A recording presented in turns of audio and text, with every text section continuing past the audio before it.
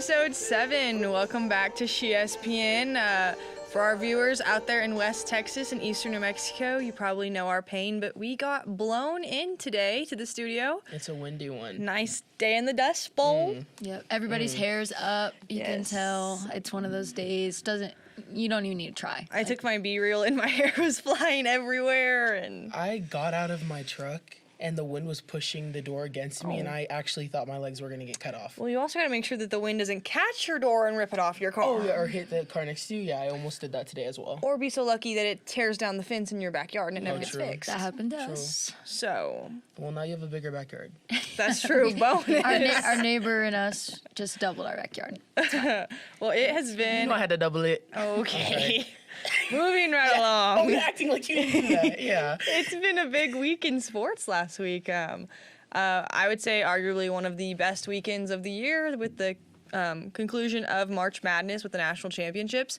And this year's was a bit of a twist. I feel like as a whole, the women's side of the tournament said, you're going to respect us.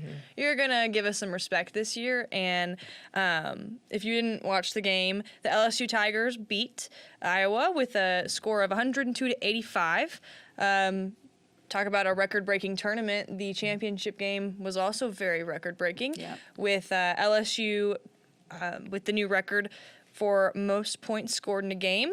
Another notable stat for the broadcast, I guess you could say, was they had 9.9 million viewers on ESPN2 and ABC.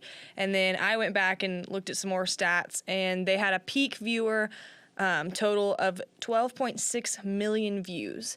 That makes this now the most viewed college event. And that's insane to me because as a woman in sports, you don't get the love and the attention that we always deserve. Right. We don't have that audience. We don't have that crowd. And that is surpassing. And they gave him a show. They gave him a show. They gave him a good game. People wanted to see this, and I feel like that was really exciting. Yeah. Props to social media because I can't help but think that so much of the activity drawn to the games or in the tournaments, and I feel like you can easily get on social media and create a personal relationship, or at least feel like you have one with these athletes that you could see on TV, and then that makes you more drawn to them. It makes you want to watch, and these women do a really good job of staying active on their social media because I feel like men, they don't have to put out they don't have to draw a crowd. TikTok, staying alive, and get to know me outside of basketball or different. I know what you mean. They don't have to draw their own crowd. The crowd will always be drawn to them. And so I think these women have done a really good job this season of developing crowds and developing a fan base that's interested in their games and what they're doing. So props to them. And also, I think there was a lot of hype around both teams, Iowa and LSU. I mean, Iowa has Caitlin Clark, which is probably one of the best women's college basketball players of our generation. I mean, she had a very historical season. And then on the other side of the court, you have Kim Mulkey and Angel Reese and the whole LSU coaching staff that just brings the heat every game with their outfits and just their mentality. And don't forget about Big Four. Big Four. Yes. Big Four. Yeah. If you don't know, she's the one that made the TikTok sound. Where I'm not even gonna say it. Oh yes, please do. Take the mic away. Here. So don't Use ask me my about. mic. Don't ask about me and what's his name because we don't even talk no more. Hey. Yes, Big Four. She's a rapper. We Fun. saw she was on American Idol. America's Got. And she was also on Rap American Game. Idol. Yeah, she's cool. She's been around. Hooper and a rapper. We love a multi-skilled. Multi-talented queen. Yes. Yeah, because that only draws up more attention to the basketball court. Out of the plot. I mean, I know that song, to bring TikTok back into it in social media, that song was literally one of the top trending sounds on the app for like a month. Yeah, I had no idea that I didn't know a basketball player was a part of it. Or I didn't know that until I saw another TikTok where she was like, "Hey, by the way, let's run this back. This is my song." Yeah. And I was like, "Wait a minute." And she has other songs too. Yeah. Never had any idea. No, yeah. Adding to some of the hype, there was quite a bit of controversy about Kim Mulkey. throughout the season and then within these games. I mean, her outfits, just her mentality. One of my favorite clips from the season is, I forget who they were playing, but she turned around to the bench and was like, "You gotta play with guts." And just that passion and fierce competitor within her. I like to see it on the women's side, because I think sometimes in women's basketball, when you have a female coach, you're expected for them to be a little bit more quiet, not in your face. And Kim Mulkey is the opposite. I mean, there was some controversy about her being on the court. Oh, I saw that, because even when I was watching the game, as a former basketball player, I was watching this and I was like, okay, you actually need to get off the court. And even in volleyball, like, the coaches can't just be standing on there. And you have to make sure you don't disrupt the ref's sideline. And I mean, she's getting quite a bit of backlash, I think, in that. But I kind of think, okay, if it was a man, if he were in the men's tournament in a heated game, would that male coach get backlash for that? And also, if it was such an issue, why didn't the ref call technical? Exactly. Yeah. But I think That's a discretion thing. Like, I know people are upset about some of the fits that she throws, but if a ref wants to put a stop to it, they have the power to do so. So, I think there's mixed opinions about Kim Mulkey, but I mean, she proves it works. Yeah, I read something today that was like, she's the only person to win a national title as a player, assistant coach, and a head coach. Yes, Like, that's insane. there is a method to her madness, and it wins championships. yeah, well, and this is only her second year at LSU. She came from Baylor, where she had a couple championships before, and only her second year, and the fact that she got it done. Like, no, not just a conference. I mean, because they didn't win the conference, and then they go and win the national title. That is insane, because a lot of people have a mentality of, oh, it takes time to build. It's you're gonna have a couple down seasons, and then Gotta get your recruiting class in. get your class in, and which sometimes that is all true, but it only goes to show that it's even more impressive that she was able to, in year 2, and the transfer portal helps with that. Yes. A lot of her big time names that scored a bunch of her points were from the portal. They weren't already at LSU.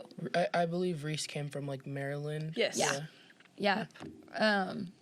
And she wasn't the only transfer on the team. So, I mean, the transfer portal helps get more of an immediate personnel if you're looking for that. But also, it is very impressive that she was able to do that in her second year. You can't build a culture and a passion and just a tight-knit group like that through the transfer portal. That's something that has to come from coaches and players willing to buy in and put in the work to win a national championship second year in a program. Right. A lot of people were bringing up old drama. Like, she is a very controversial subject in the basketball world, and some people love her, some people hate her, and people were trying to draw up old drama, talking about her relationship with her former player from Baylor, Brittany Griner, who was in the news a lot the past year and everything. And there was a time where someone asked her, like, "Oh, we noticed you haven't spoken out about about Brittany's situation," and Mulkey responded, like, "You're not going to, so don't ask." And people were upset about that, but I mean, if you want to talk basketball, talk basketball. If she doesn't have to answer anything. Kim Mulkey's not a down in the dirt drama kind of girl. No one is required to say something just because that was your player, or just because you were. Once she graduates from underneath, like, throughout your program, like, keep tabs on them. But I mean, let's not forget, Brittany's a grown woman and makes her own decisions. And it's not like her not commenting means she doesn't like bad Brittany blood or anything. She's it's just a busy lady. We are talking about basketball. This is what's happening. Why are we bringing up things that do not really correlate to our situation right now? Yeah, because she's good at her job. Yeah. Like, I shut down a couple people trying to talk bad about her this week, and I just said, you know what? She has more passion for her job and for winning than a lot of coaches and a lot of players do. And I mean, just in her pinky fingers, she has more passion than a lot of people do in their whole body. Yes. And you got to appreciate that. as an athlete, I mean, you can't help but praise that. And those girls praise that. Her players praise that. You saw, it was not rare in this tournament season in an interview for one of the players to praise playing for Coach Mulkey. Yeah. And passion. Before we dive into the LSU players, let's give some credit to Caitlin Clark. Yeah. Homegirl is tearing it up, record breaker. Hannah, I know you'll dive in on some of the awards that she has recently won, but I went to go kind of look at some of her stats through the tournament, and she broke the record for most threes in a tournament with 24. She has the most points scored in a single tournament with 178. And her average three-point range was, I believe, 24 feet away from the goal. So she's long range. She pulls up. She sinks in. Yeah. So for those of you who don't know, Clark, she plays at Iowa, and I mean, I think we can really give credit to her as to why there was so much excitement about women's basketball this year, because she's been compared a female Steph Curry. I mean, she's a phenom when it comes to basketball, and she's great. She seems like a good person. One of her NIL deals I saw was with some type of a nonprofit type situation. They tried to figure out a way to pay her, and she refused to take payment. She just wanted to spend her time helping. And I mean, you like that athlete balance and giving back there. And after the game, they lost the national championship. In a post-game interview, she talked about, like, I'm just a kid from Iowa, and I want to influence and show the kids of Iowa that you can go do this. You can go be a basketball player. And I feel like on this podcast, I'm always like about the kids. And I love that kind of response. Like, that's her mission, is just to inspire girls in Iowa to go play basketball and go be studs. Yeah, so some of her awards that she won this year was the Wade Trophy, which is one of the highest honors in women's college basketball. That she was awarded that Thursday, and the Final Four was Friday. So she racked up some of these even before her last two games of the season. Earlier that day, she was named the Associated Press Women's Basketball Player of the Year, and before that, she was named the Naismith Player of the Year. She had 30 points Sunday. I actually believe didn't make it on the script this week, but this morning I think she got another award, like the I think the John Wooden Award. She was announced. She won that this morning. But I mean, phenomenal player, and she made the tournament real fun. Yeah, she made the tournament fun. I was excited that Iowa was going to be in the final because I wanted to see what else she could do. Yeah. With one more game underneath her belt, what other records could she break? And kind of same thing with Angel Reese. I wanted to see, can you go and break the double-double record, which she did. Yeah. But your heart breaks a little bit. Sorry to cut you off, but your heart does break a little bit for someone who is so dominant and you just can't get it done. Like, I just think about Michael Jordan in The Last Dance, and you see his passion, you see his winning, his love to work, and they fall short, and that breaks your heart a little bit for Clark. I don't think that's the last we're going to see of Caitlin Clark in the national championship. No. She'll be running it back. Like, let's be real. Yeah. And before we dive into that, because I also agree, little bit of controversy with her on the baseline foul, and then went to a technical. Yeah, I don't think that the foul was called on her.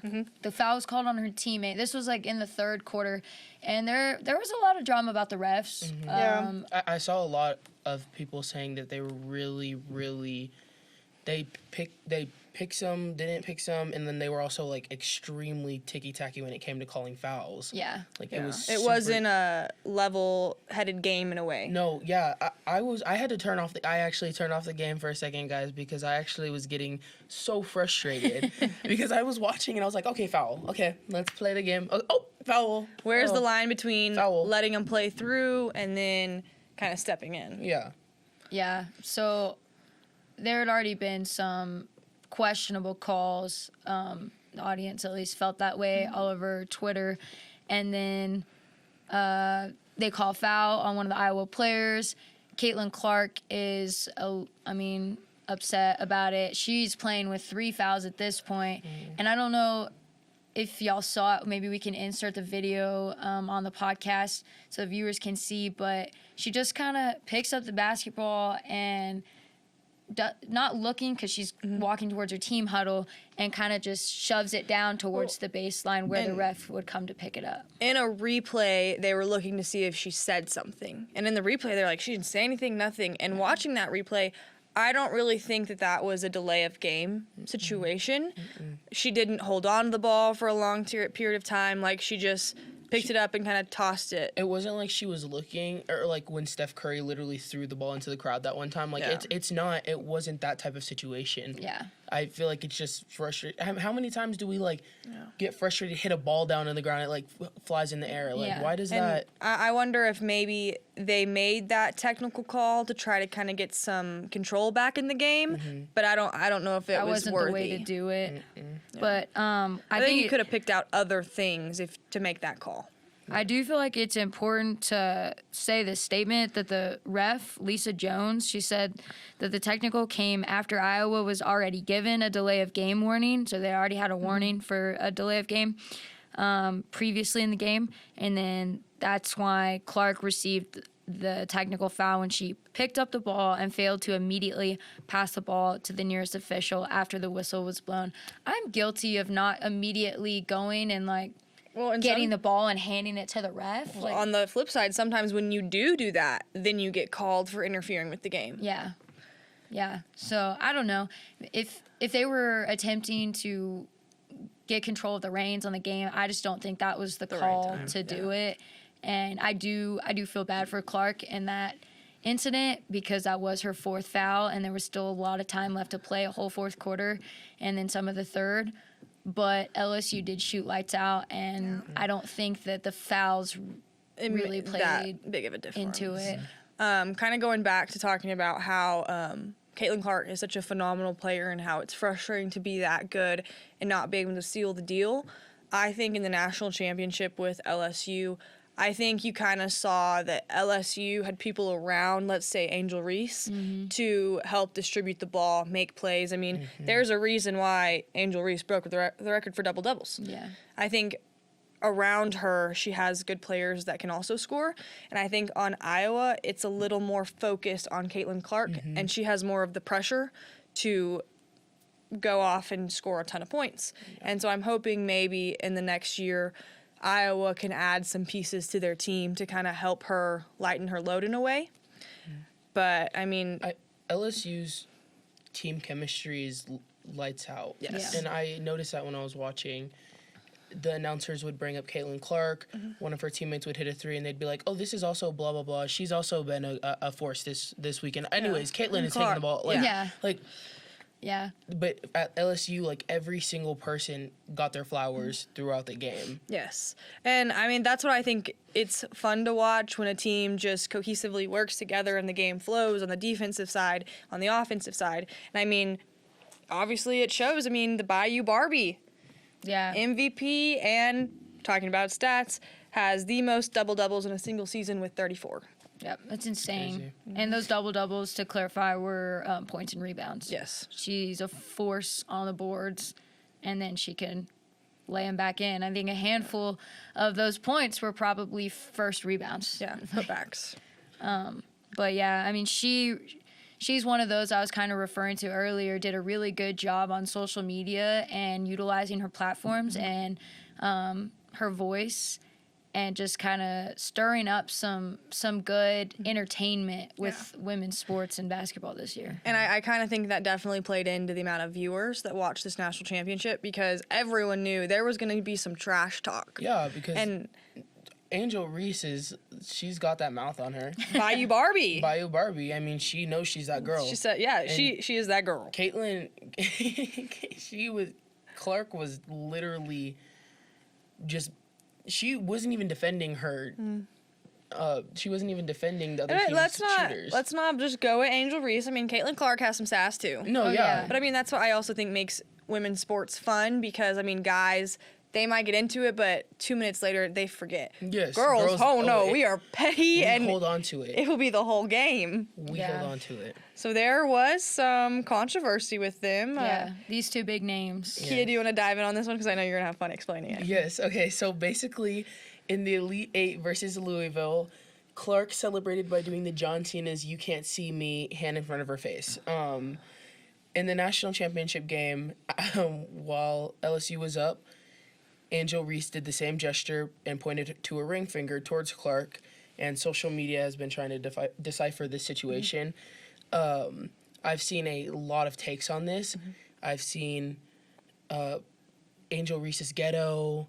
She's blah, blah, blah, blah, blah. It's a lot of like, well, Caitlin Clark does this, and she's like, yeah, oh, she might have done. hard, like, she blah, might have blah. done this, but Angel Reese's was so much worse. And I think there's bigger things that have happened in this tournament to talk about. Yes. I mean, starting a fight at the end of the game when you're shaking hands, Why getting do in a we- girl's face. That's something That's that's promotion. ghetto. Yes. That's ghetto. No, that's ghetto. Like, I'm sorry. What makes it so ghetto to do? They're literally doing. Give me a ring. Yeah, and I mean That's they a were up. competitor. It's competitive. Yeah, but I don't think it's a question of ghetto. I think a lot of people are talking about classless or class. So I want to hear all of our takes on it.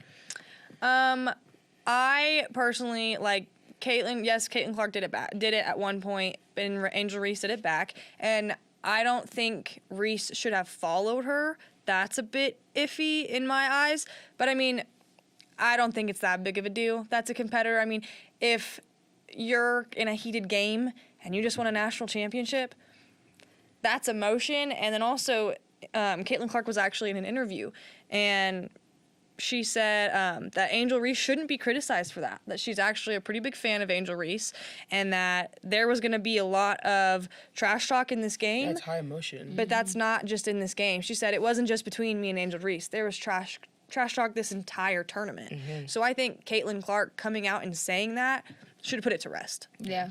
And I mean, I don't think that it's like even. And for me, I'm not a trash talker. Like when I'm playing against people, I'm literally looking. You hit at him with a them. stare, though. No, I look at them and I'm like, oh my gosh, I love your hair. Like, oh wow. Because I don't know, Kia. just unless Here you're and there, Western here New and there. Mexico, and Here then and we're gonna there. have a different discussion. But We have unless Western you're New Mexico the fans out there. Anyways, sorry if you're a fan of them, but Don't be rude. But I don't think that it should be like oh well, Caitlin did it, she shouldn't have led.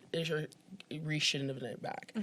I don't think that it even should be that deep. I mean, at the end of the day, it's a game, and it was entertaining to watch. There wasn't anybody getting punched in the face Yeah. like we seen. Yeah. And I don't think this is worthy of going on podcasts and interviews and dragging Reese's name through the Yes. mud. And this is taking away from something so historical that they did, winning the championship with Mulkey, and they're trying to distract from that, Hate talking us? about Hate us because you ain't us. exactly.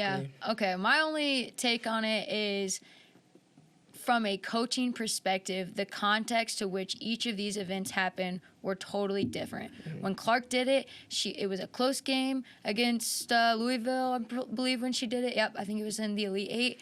And she hit a big three that they needed, flashed her real quick, which a lot of videos that are being shown have it looking longer because they have it slowed motion, flashed it real quick, and that was it. If you weren't looking for it, probably wouldn't see it. Angel Reese, on the other hand, it was almost a blowout game at this point, and goes and finds Clark and kind of taunts her with it. And to me, the trash talk or little gestures here and there, if they're happening in the flow of the game, that's part of sports. Yeah. That's competition and that's passion. I want to watch that. I'll eat that up. But the taunting, to me, in a way, like, yeah, we said it didn't get physical, but it's because Caitlin Clark is mature. Yeah. Because Caitlin Clark's not going to turn around. Caitlin Clark has more going for her at this point in her career than to turn around and bow up to Reese and get in her face, you know? And if it's a blowout game, for Caitlin Clark to do that it would be kind of dumb. Right. Like, But some people wouldn't be able to keep their composure that well. And in a way, like, I'm glad that Reese picked Clark to taunt. I mean, she wasn't going to pick anybody else. Clark's the best player in that game. yeah. But if Clark didn't have the composure that she had, that whole interaction, we could be talking about something whole differently now. But I just think, like, I always go back to like a coaching perspective. If I'm a coach, how would I handle that? And I think what Clark did was in the flow of the game. What Reese did was going out of her way to taunt in a way.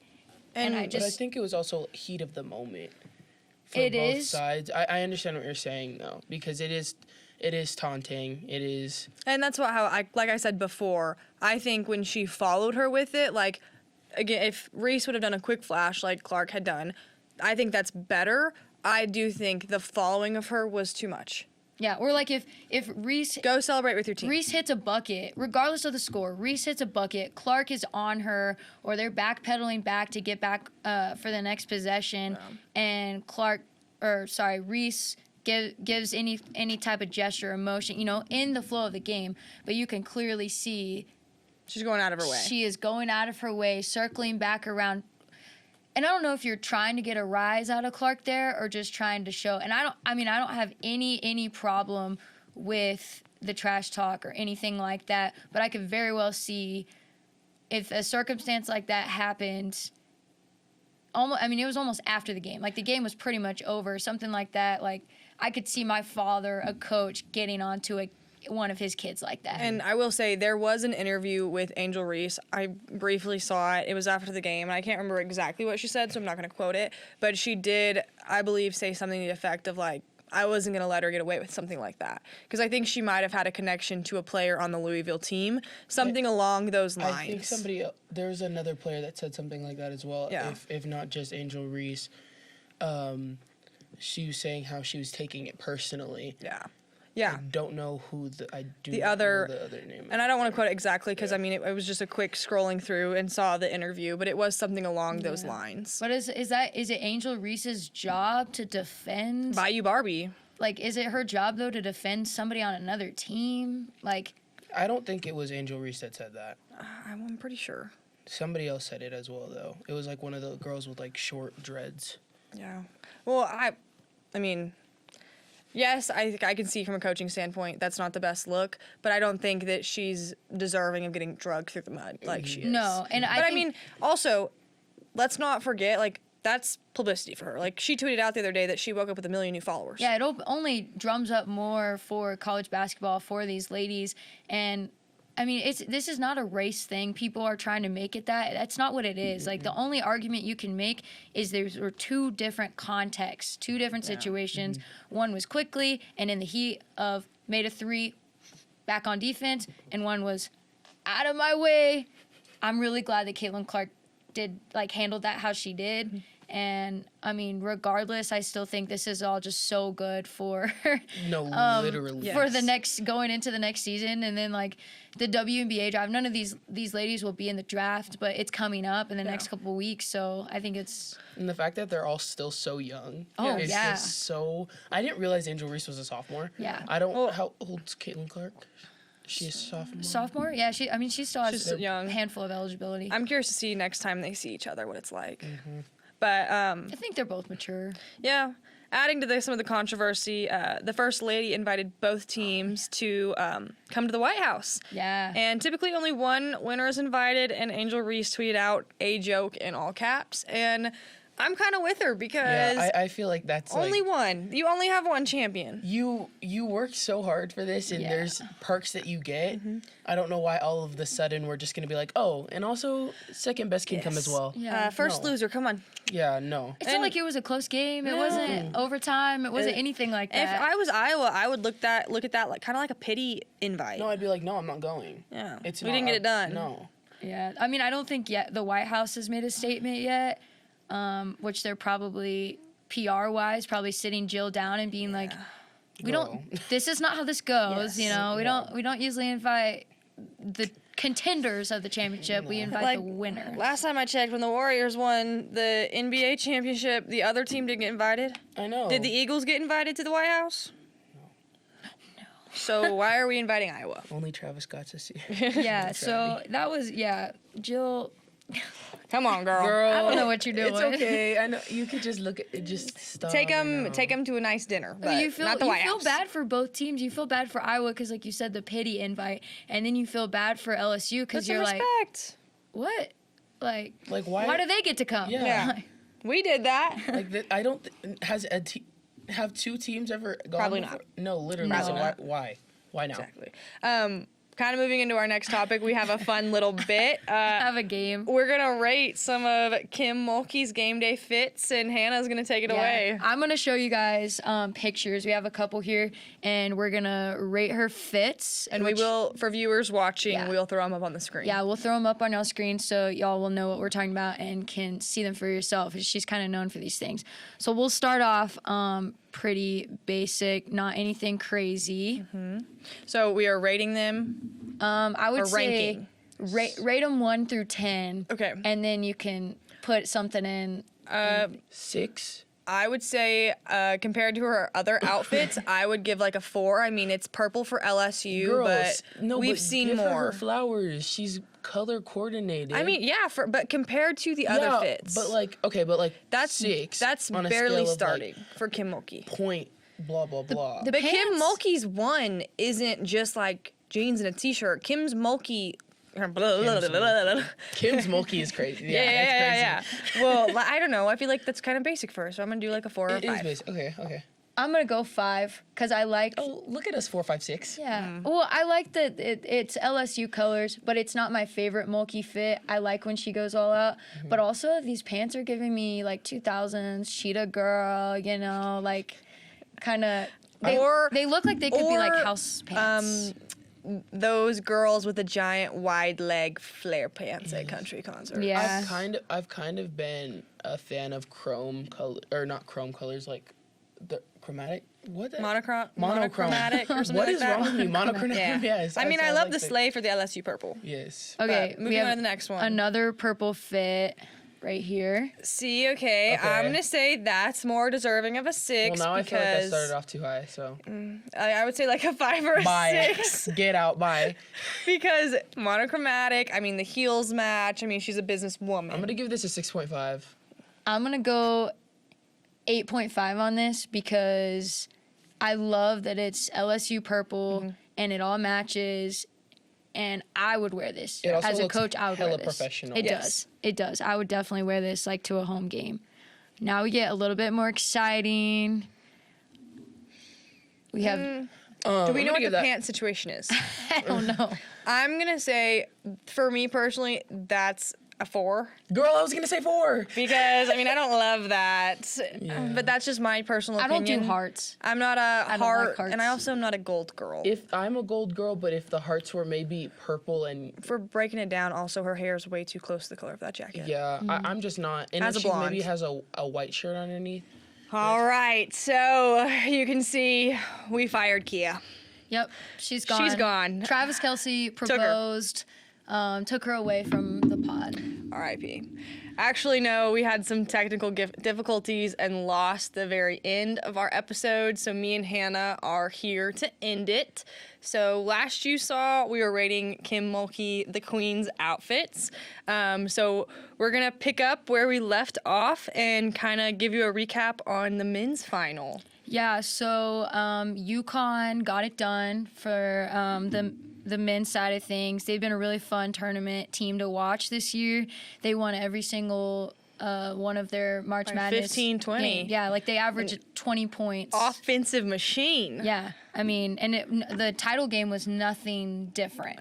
Like they still, One might say boring. yeah, I mean, it wasn't. The girls was still a high scoring game, but they had like the antics that The drew drama. you in. But I mean, on the men's side of things, really not many stories come out of that. I will mention that they did have one of their guys, Jordan Hawkins, one of Connecticut's players. He's cousins to Angel Reese. It all goes back to the women's side. Exactly. It's all going back to LSU. That's what's important. And so they're cousins. Cousins win national titles in the same year. That's pretty exciting for them. I just think it's cool. Like they mentioned how when they were young they played each other, and I think that's just Yeah. a cool story. Like when they were little kids playing 1v1, I bet they had no idea that one day they would go on to win a national champion, and at the same time. Yeah, you grow up like hooping in the driveway, you know, and you just get excited about those things that could come, and then the fact that they come at the same time for you and your buddy, your cousin, your blood. So that's pretty Your blood. neat. Your blood. It's pretty neat experience for them. Another neat experience that happened at the end of the men game. Oh my gosh, I can't talk. End of the men's game is Jim Nance. He called his final college basketball game, and those of you that have watched college basketball and then the NCAA tournament throughout the years, you kind of know that he's the voice of college basketball. And some notable stats for him: he's called 354 tournament games, 64 Final Four games, 32 national championships, and his famous tagline, he welcomes the broadcast with "Hello, friends." Yep. He said he was stepping away for family purposes and said that just he wants to take on that role of being a good dad, and you can't argue with that. It's not the last we'll see of him. He's still going to stay as a broadcaster in the NFL and then in like Golf. PGA, golf. So, And I can only imagine if he's covering all of those sports as well, plus college basketball, Yeah. there's not much time there for family. So I would say it's understandable to kind of have For sure. some work-life balance. yeah, sad to see him go from the tournament because he has been doing it for so long, every tournament of our lives, and longer than that, but totally understands. And they took a reasoning. cool picture of him standing at the end of the game with the confetti on the floor, just kind of soaking in the One Shining Moment video, which is our next topic. So that's an easy segue. Yeah. So one shining moment. If you're not waiting around after the game, Do you need me to give you a sample of what that song is? if you want. One shining moment. So it is a song, and it's a moment every year at The ball was tipped. Okay, here she goes again. She had coffee before this. She always knows I get nervous whenever she has coffee before we film. Kia's not here to balance me out. So One Shining Moment is a song that is played at the conclusion of the men's tournament every year, and they create a montage video of all the highs and lows of the tournament. You have everything from fans dancing in the stands to players crying on the floor, locker room The good, the celebrations. bad, the ugly. Yeah, just the highlights. If you didn't watch any tournament games whatsoever, but you watch One Shining Moment, you'll get a good scope of the tournament. Yeah, and it gives you chills. I mean, every Mm-hmm. year that I sit there and watch it, I'm like, so we have to wait until October to see this again, you know? Like a farewell. Yeah, and I think it's a great way to end it. But you kind of have to look for it. It's not like, okay, game's over, cut down the net, and then it's One Shining Moment. It's usually 10, 15 minutes The broadcast after. is over and then it comes Yeah, on. so a if lot of people don't know. Yeah, and if you're not waiting around for it, start waiting around. Yeah. Me personally, I was surprised they didn't put K-State's head coach, his little baby claps and like his dance moves in there, just Yeah. because that was so iconic. But Yeah. they had a Marquise Noel when he acted like he was arguing with the coach and then throws up for a lob. They included that, so I guess Yeah. that's justice. And with the upsets, they did them justice. They gave some pieces to the Yeah, upsets, some highlights. and then a piece also to Jim Nance of him looking at the court from his desk or table, at the media table. But the origins of One Shining Moment. So now you know what it is and you know how it came to be. Now you for can appreciate it. listeners. It's been a tradition for over 30 years. For the conclusion of the tournament, and it's was originally created by David Barrett in 1986, and so it was going to be used that year for the Super Bowl, I guess, or 1987 Super Bowl is they were going to use it for that and the conclusion of that. Well, that Super Bowl ran too long, and they ran out of airtime, and so One Shining Moment wasn't played. So then a couple months later, March rolls around, and they're like, okay, well, we still like this song. Yeah. Let's use it for the men's national tournament. And I would kind of say that it's more fitting for a basketball type platform than football, kind of with how the song starts. The with lyric and the ball maybe was the tipped. lyrics might have. I don't know if they Worked better for maybe basketball? They changed them. Maybe they were football oriented. tweaked you know, them? who knows? Maybe. But they weren't able to use it for that Super Bowl. Decided, oh well, let's use it in March for the NCAA men's tournament, and got great reviews. and it kind of just stuck. And I just think overall it's a great way to kind of wrap up the NCAA tournament. Do we think they should do something similar for the women's side? See, I've always wondered, like, what maybe they could. Maybe after this year with all the historic views and things, maybe, Put or some they'll listen to respect. this podcast and they'll make them one. Maybe we write a song for the women's that's equivalent. I'll be on vocals. One shiny moment. We know you sing.